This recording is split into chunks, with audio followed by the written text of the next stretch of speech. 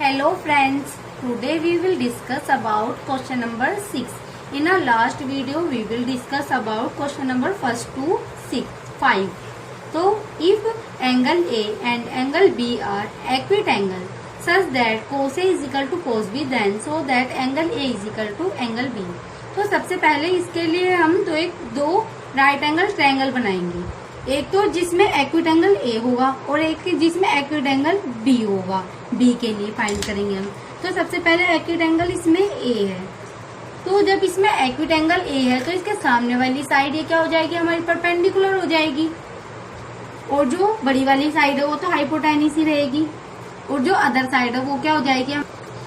और जब एक्विटेंगल बी होगा, इसके लिए एक्विटेंगल बी होगा तो इसके सामने वाली साइड ये क्या हो जाएगी, परपेंडिकुलर हो जाएगी। जो बड़ी वाली साइड है वो तो हाइपोटेन्यूस ही रहेगी, और जो अदर साइड है वो क्या हो जाएगी, हमारी बेस हो जाएगी।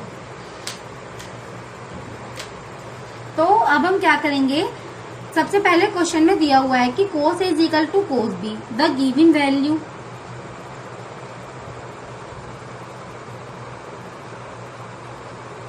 cos A is equal to cos B।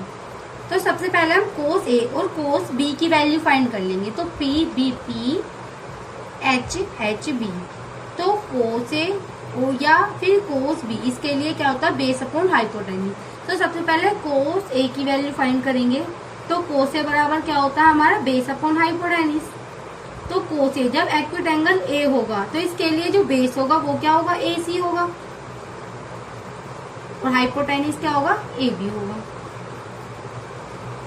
अब cos B की वैल्यू फाइंड करनी है, इसका मतलब एक्विटेंगल अब इसमें हो गया B, तो एक्विटेंगल B है इसमें, तो इसकी वैल्यू बेस अपॉन हाइपोटेन्यूस, इसके लिए बेस हो जाएगा BC, और हाइपोटेन्यूस की वैल्यू क्या होगी, AB।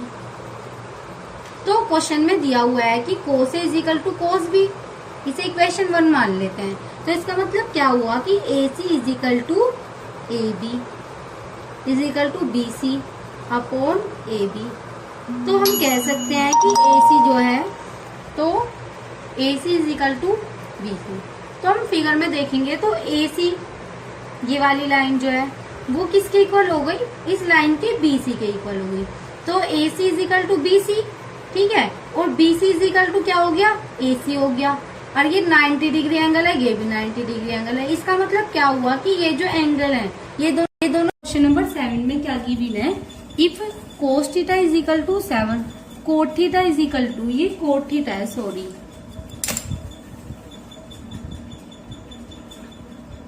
cot theta is equal to 7/8। तो find the value 1 plus sine theta, bracket में 1 माइनस साइन थीटा, फिर अपॉन 1 प्लस कोस थीटा और 1 माइनस कोस थीटा। तो इसके लिए क्या करेंगे, इसे हम न्यू मेथड से अप्लाई करके क्वेश्चन करेंगे। तो क्वेश्चन नंबर 1 सोल्व करना है हमें। 1 प्लस साइन थीटा,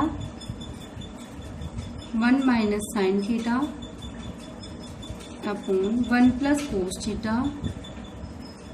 और 1 माइनस कोस थीटा। तो अब हम राइट एंगल ट्रायंगल न बना के पहले से सोल्व करेंगे, फिर उसके बाद वैल्यूज फाइंड करेंगे।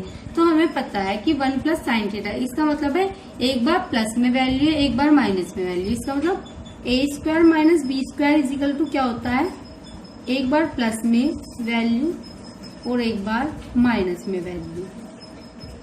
तो एक बार प्लस में है, ये एक बार माइनस में है, तो इसे ऐसे इस फॉर्म में लिख सकते हैं कि इसका मतलब 1 का स्क्वायर माइनस के साइन थीटा का स्क्वायर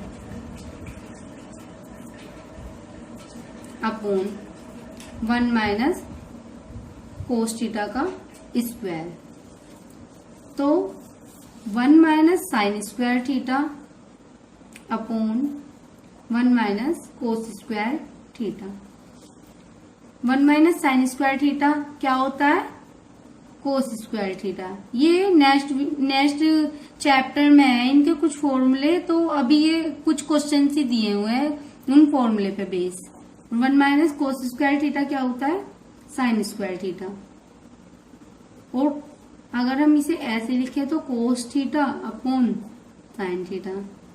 तो हमने some basic concept of trigonometry में समझाया था कि cos theta upon sine theta ये क्या होता है, कोट थीटा। तो कोट स्क्वायर ये हो जाएगा थीटा, और कोट थीटा की वैल्यू क्या गिवन है हमें, 7/8। तो 7/8 का होल स्क्वायर, तो इसकी वैल्यू क्या आ जाएगी, 7 7 जा 49, 8 8 जा 64। तो ये हमारा आंसर होगा। और ये जो क्वेश्चन नंबर सेकंड है ये इसी टाइप से होगा, क्योंकि यहाँ तक तो ये सेम हो गया, बस इसमें वैल्यू पुट करनी है तो यही वैल्यू आ जाएगी। तो आई होप कि आपको क्वेश्चन नंबर 7 समझ आया होगा। अब हम क्वेश्चन नंबर 8 की तरफ मूव करते हैं।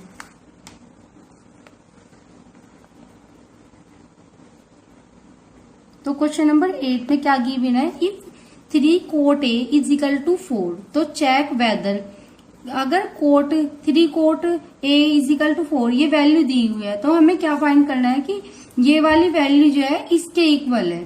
तो इसके लिए सबसे पहले हम क्या करेंगे, ये 2 टाइप से हो सकता है ये क्वेश्चन, या तो पहले ही से सोल्व कर लो इस वैल्यू को, या फिर इसमें सीधे राइट एंगल ट्रायंगल से tan a की वैल्यू फाइंड करके यहाँ पे रख दो, और cos a और sin a की वैल्यू फाइंड करके रख दो। तो ये जो नेक्स्ट एक्सरसाइज है इसमें कुछ फॉर्मूले का यूज है, उसे हम एक वीडियो में फॉर्मूले डिस्कस कर लेंगे पूरा, तो हम उससे करेंगे तो ये इजी पड़ेगा। तो क्या करेंगे, 3 cot a is equal to 4, ठीक है। तो cot a is equal to 4/3। चलो इसे हम राइट एंगल ट्रायंगल से बना लेते हैं। ये नेक्स्ट एक्सरसाइज में जब फॉर्मूले होंगे तो क्योंकि तुम्हें जब भी ज्यादा समझ में आएगा फॉर्मूले वाइज, तो ठीक है। तो cot A is equal to क्या हुआ, 4/3। तो इसके लिए हम एक राइट एंगल ट्रायंगल बनाएंगे।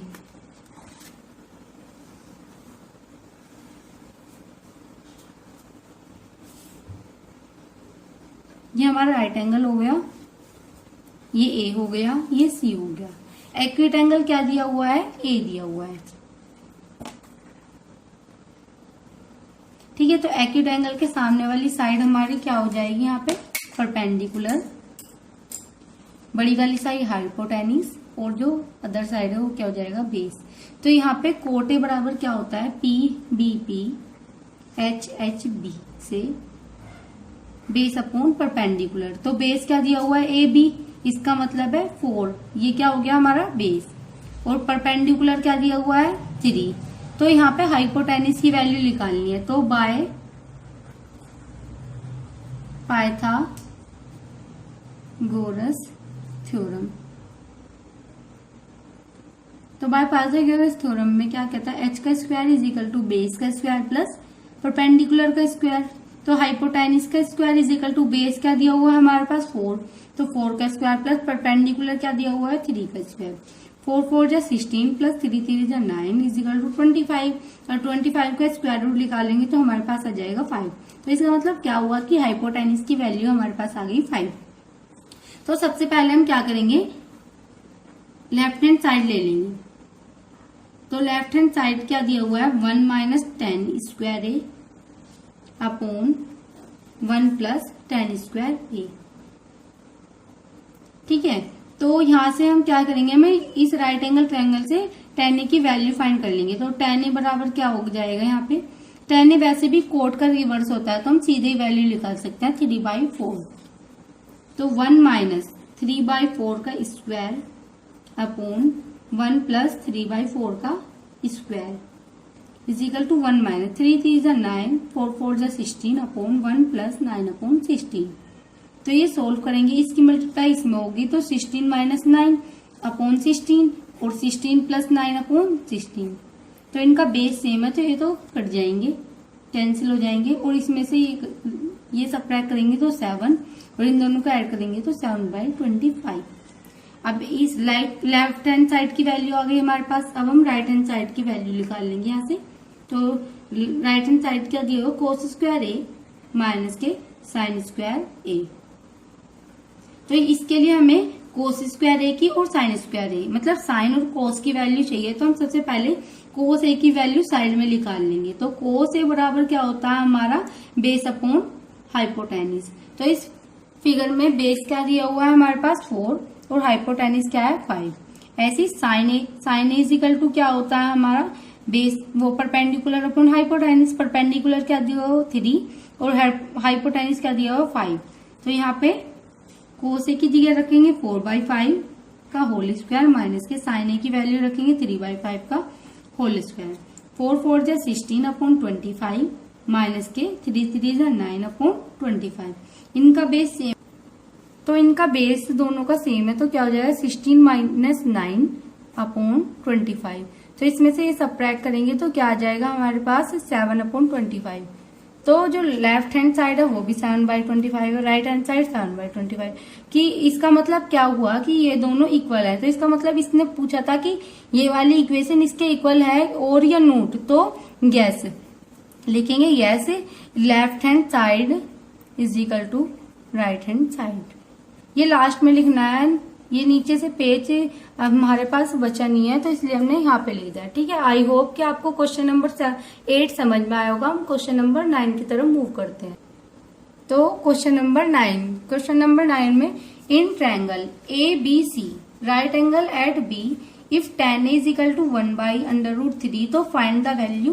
क्वेश्चन नंबर फर्स्ट में sin A cos C plus cos A sin C और सेकंड में cos A cos C minus sin A sin C। तो ये भी 2 टाइप से हो सकता है क्वेश्चन। ठीक है, तो हम नॉर्मली फॉर्म से करेंगे क्योंकि ये सब आगे हैं, इनके जो मतलब फॉर्मूलेज वगैरह है तो उनसे ज्यादा अच्छे से हो पाएंगे क्वेश्चन। तो इसके लिए सबसे पहले एक राइट एंगल ट्रायंगल ड्रॉ करेंगे, right angle at B। Acute angle क्या दिया हुआ हमारे पास A। ठीक है, तो एक्यूट एंगल के जो सामने वाली साइड है वो क्या हो जाएगी हमारी परपेंडिकुलर, बड़ी वाली साइड हाइपोटेनिस, ये क्या हो जाएगा हमारे पास बेस। गिवन वैल्यू क्या है हमारे पास, द गिवन, तो tan A is equal to 1/√3। ठीक है, तो इसका मतलब क्या हुआ PBP HHB। तो PBP HHB से tan की वैल्यू क्या हो जाएगी परपेंडिकुलर अपॉन बेस।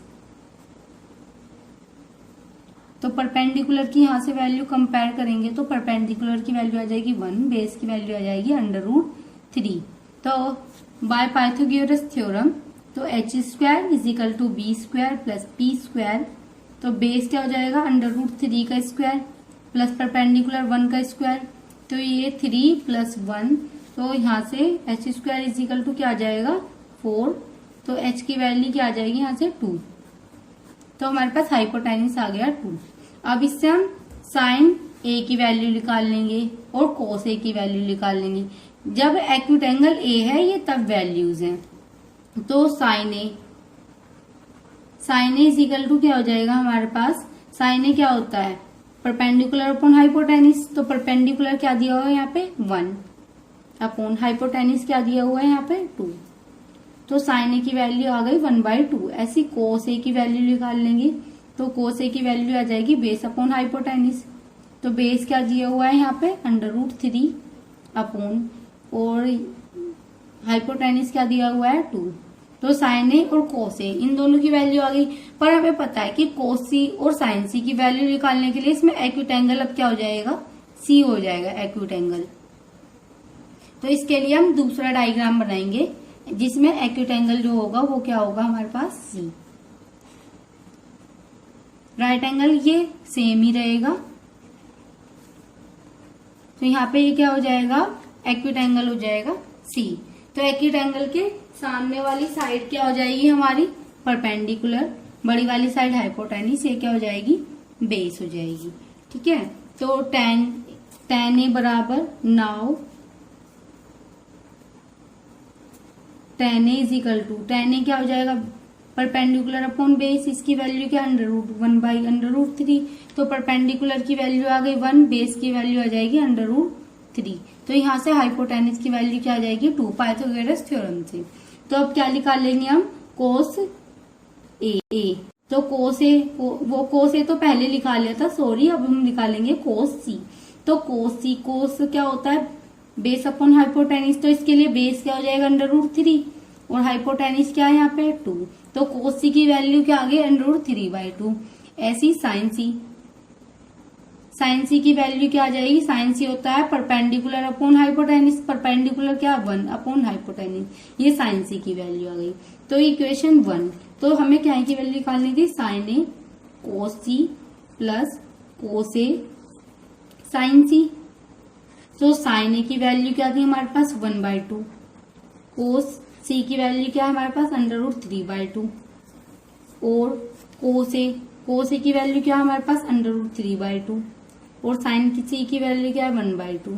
तो अब हम इन्हें सोल्व करेंगे तो √3/4 प्लस √3/4, तो ये क्या हो जाएगा, ये तो सेम बेस हो जाएगा, तो ये क्या हो जाएगा 2√3/4।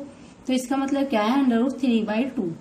ये फर्स्ट क्वेश्चन का आंसर हो गया हमारे पास। ऐसे हम क्वेश्चन नंबर 2 निकालेंगे तो क्या है, कोस ए कोस सी माइनस के साइन ए साइन सी। तो कोस ए की वैल्यू क्या निकाली थी हमने यहाँ पे √3/2 और कोस सी की वैल्यू क्या निकाली थी √3/2। साइन ए की वैल्यू क्या निकाली थी 1/2 और साइन सी की 1/2। तो इसकी मल्टीप्लाई यहाँ से करेंगे तो √3 और √3 क्या हो जाएगा 3 और 2 और 2 4 हो जाएगा और 1 और 1 1/4।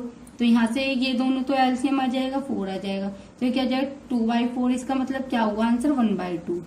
तो आई होप कि आपको क्वेश्चन नंबर 9 समझ में आया होगा। अब हम क्वेश्चन नंबर 10 की तरफ मूव करते हैं। तो क्वेश्चन नंबर 8, तो वो क्वेश्चन नंबर 10 सॉरी। तो क्वेश्चन नंबर 10 का सॉल्यूशन करते हैं। तो क्वेश्चन नंबर 10 में क्या दिया हुआ है, in triangle PQR right angle at Q, PR plus QR is equal to 25 centimetre and PQ is equal to 5 centimetre. तो डिटरमाइन करना है साइन P, कोस P और tan P। तो ये क्वेश्चन एक एग्जाम्पल की तरह है जो हमने पिछली वीडियो में समझाया भी था, फिर भी हम इसे कराते हैं। अब हम इसमें सबसे पहले क्या बनाना पड़ेगा, एक राइट एंगल बनाना पड़ेगा और राइट एंगल किस पे है, Q पे, ठीक है।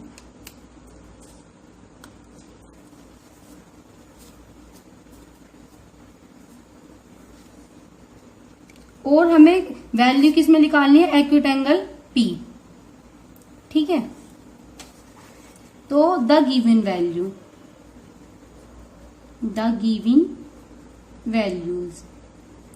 तो गिवन वैल्यू क्या है, PR plus QR is equal to 25 centimetre और PQ क्या दिया हुआ है 5 सेंटीमीटर। तो PQ की वैल्यू ये वाला 5 सेंटीमीटर हो गया और PR और QR ये क्या दिया हुआ है 25 सेंटीमीटर। तो अब हम क्या करेंगे कि बाय इसमें राइट एंगल वो एक्यूट एंगल क्या मान लेंगे, एक्यूट एंगल क्या है P। तो एक्यूट एंगल के सामने वाली साइड क्या हो जाएगी हमारी एक्यूट एंगल के परपेंडिकुलर और ये क्या हो जाएगी हाइपोटेनिस। ये क्या है हमारे पास बेस। तो ये आप देखो बाय पाइथागोरस थ्योरम,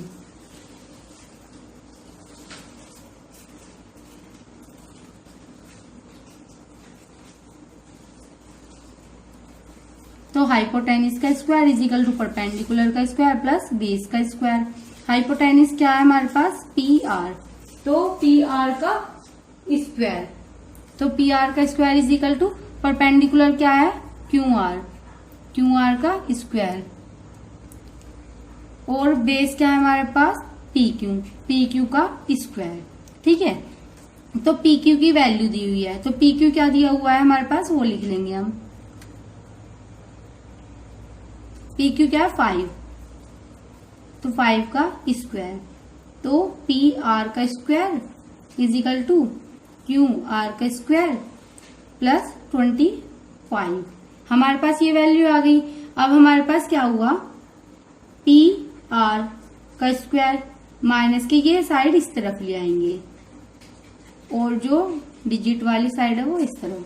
तो ये हो गया हमारे पास A square minus B square का फॉर्मूला और A square minus B square is equal to क्या होता है A प्लस B और A माइनस B। तो इससे एक बार एडिशन कर देंगे और एक बार सब्ट्रैक्शन कर देंगे।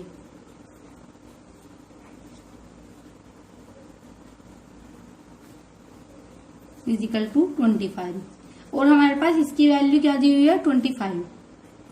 तो 25 P R minus Q R is equal to 25। तो 25 से 25 रिमूव हो जाएगा क्योंकि 25 यहाँ पे मल्टीप्लीकेशन में है, दूसरी तरफ जाके डिवाइड में हो जाएगा। तो हमारे पास P R minus Q R की वैल्यू क्या आ जाएगी 1। तो इसका मतलब क्या है, हमारे पास P R minus Q R की वैल्यू आ गई। इसे अगर हम इक्वेशन 1 मान ले और P R plus Q R ये इक्वेशन 2 मान ले 25। अब हम इनसे पी आर और क्यू आर की वैल्यू फाइंड करेंगे। तो यहाँ पे ये इससे कैंसिल हो जाएगा जब हम इनका एडिशन करेंगे। यहाँ पे क्या हो जाएगा 2 पी आर इजिकल टू, इनका एडिशन करेंगे तो 26। तो पी आर इजिकल टू क्या आ जाएगा 13 और पी आर की वैल्यू या तो इक्वेशन 1 में रख दो या इक्वेशन 2 में रख दो, किसी में भी रख सकते हैं। तो पी आर की वैल्यू पुट इन इक्वेशन नंबर 1। तो पी आर की वैल्यू इक्वेशन नंबर 1 में रखेंगे तो 13 minus Q R is equal to 1। तो क्यू आर की वैल्यू हमारे पास क्या आ जाएगी 12 सेंटीमीटर। तो इसका मतलब क्या हुआ कि पी आर की वैल्यू क्या आ गई हमारे पास 13 और क्यू आर की वैल्यू क्या आ गई हमारे पास 12। तो हमारे पास सभी परपेंडिकुलर आ गया, हाइपोटेनिस आ गया और बेस आ गया। अब हमें क्या करना है साइन पी, कोस पी और टेन पी की वैल्यू फाइंड करनी है। तो साइन पी की वैल्यू हम फाइंड करेंगे।